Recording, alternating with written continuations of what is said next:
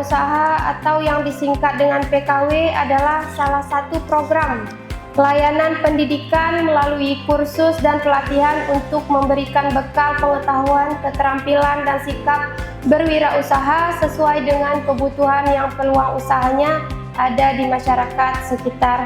Program PKW ini dijalankan untuk mengurangi angka pengangguran khususnya untuk anak usia yang tidak sekolah, yang putus sekolah, lulus sekolah tidak melanjutkan dengan rentan usia 15 sampai dengan 25 tahun.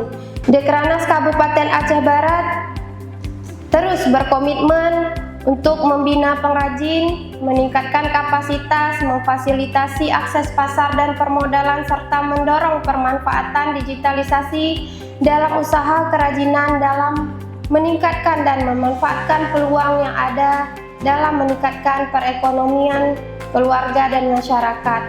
Alhamdulillah Bapak Bupati kita juga sangat mendukung sekali di bidang pengembangan UMKM dan juga mengangkat produk-produk yang ada di Aceh Barat untuk lebih dikenal lagi. Seperti kemarin sudah kita lihat bersama di Pekan Kebudayaan Aceh Barat, Sulu Bayu sudah mulai dikenal kemana-mana dan sudah mulai juga diketahui oleh kabupaten lain, dan semua kecamatan bisa mempunyai produknya masing-masing.